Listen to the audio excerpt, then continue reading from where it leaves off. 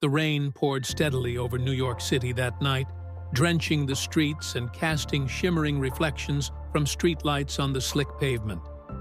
After leaving a Broadway theater, Denzel Washington sought refuge from the downpour and stepped into a cozy, warmly lit coffee shop. Inside, the atmosphere was a stark contrast to the cold, rainy streets outside. Soft jazz played in the background, and the gentle hum of conversation filled the air. Near a large window, where droplets raced. Down the glass, a young man sat alone at a small table. He was absorbed in his studies. Textbooks and notebooks lay spread out before him, their pages slightly damp despite the interior warmth. His gray hoodie, worn and a bit faded, and his tattered jeans told a story of hard times. A battered backpack rested beside him, and an empty paper cup sat at the edge of the table, hinting at the long hours he'd already endured. Before we continue this story, let us know where you're watching from. If you enjoy stories like this, subscribe to the channel, because tomorrow we have another special story for you. Denzel, wrapped in his dark overcoat and still damp from the rain, noticed the young man's intense focus. There was something compelling about the sight. A student, determined to learn despite the odds, sheltering in this little haven of light and warmth. As he approached the table, Denzel could see the boy's eyes, tired yet resolute, fixated on the scribbled notes in his notebook. The steady patter of rain against the window provided a rhythmic backdrop to the scene. Denzel paused, struck by the stark contrast between the cozy interior and the relentless storm outside. His heart recognized a familiar determination, not just ambition, but survival itself. "Hey, kid," Denzel said, in a deep, kind voice, gently interrupting the boy's concentration. Startled, the young man looked up for a split second, his eyes meeting Denzel's. "Yes, sir," he replied, his tone polite yet guarded. With a warm smile, Denzel gestured toward the empty cup. "Mind if I buy you a coffee?" As the rain continued to drum softly against the window, the young man hesitated, then slowly nodded. Denzel pulled out a chair. This was going to be a conversation worth having. Denzel set the steaming cup of coffee down in front of the young man, who hesitated before wrapping his hands around it. "Thank you, sir," he murmured. Denzel pulled out a chair across from him, studying him more closely. His hoodie was damp, his jeans worn. He looked tired, not just physically, but in a way that suggested life had been unkind to him. "What's your name?" Denzel asked. "James," the boy answered hesitantly. Denzel nodded. "You were deep in those books. College?" James gave a small, dry chuckle. "Used to be. Engineering. Had to drop out." Denzel noticed how his fingers fidgeted with the notebook's edge. "What happened?" James exhaled. "Lost my scholarship.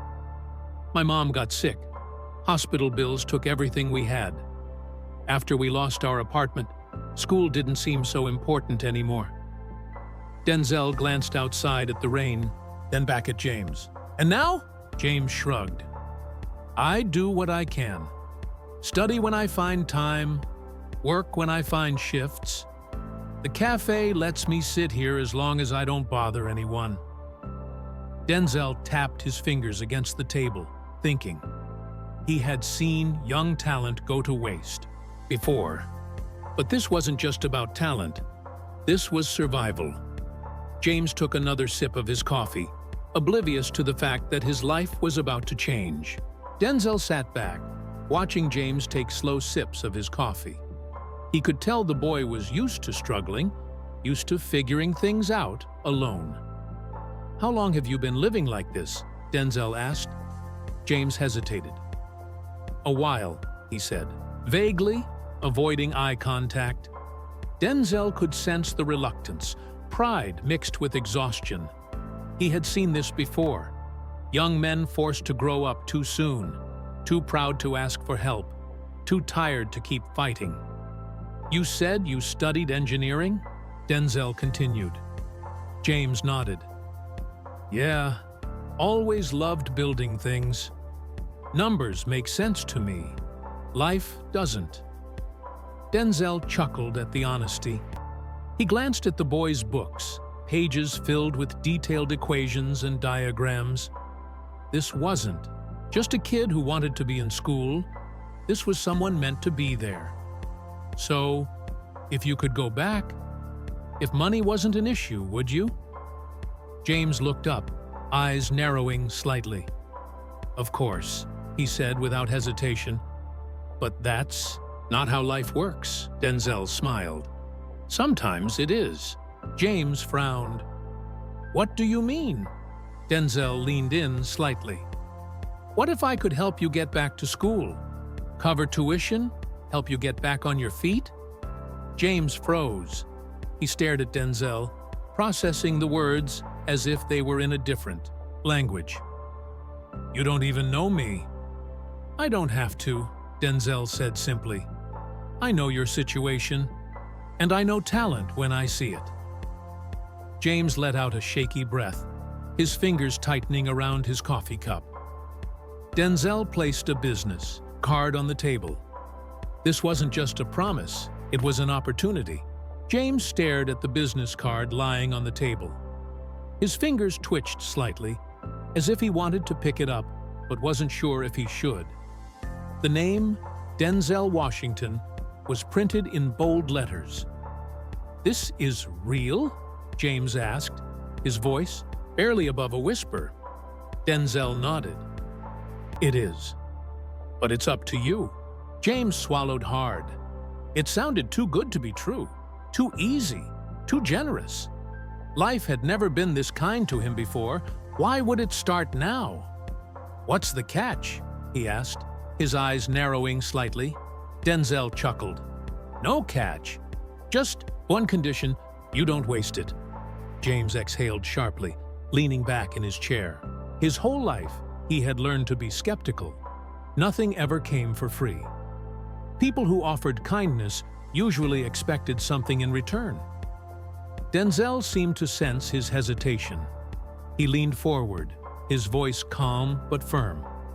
"Look, I know what it's like to feel like the world is stacked against you, to work hard and still feel like you're not getting anywhere.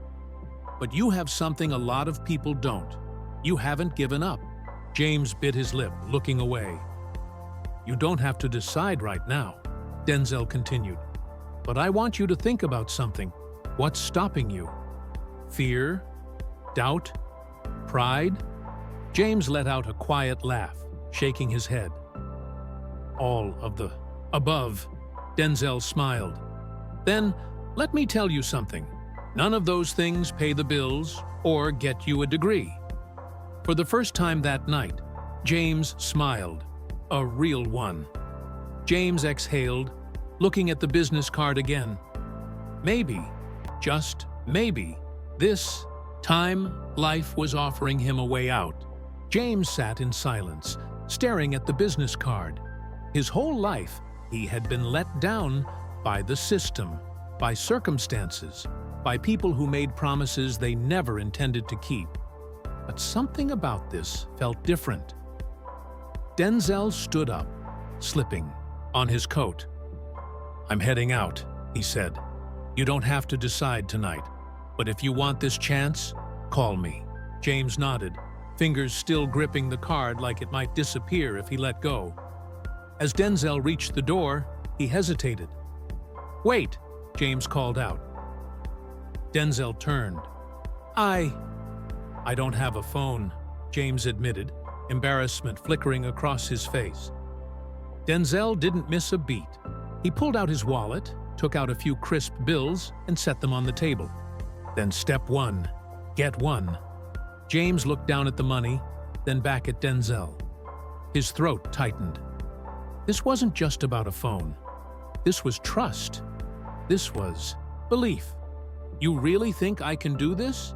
James asked, Denzel smiled. "I know you can." For a moment, neither spoke. Then James did something he hadn't done in a long time. He reached out and shook Denzel's hand. Denzel nodded one last time and walked out into the night. James sat there, still holding the card. For the first time in months, he had something he hadn't dared to feel before: hope. If you enjoy stories like this, subscribe to the channel, because tomorrow we have another special story for you.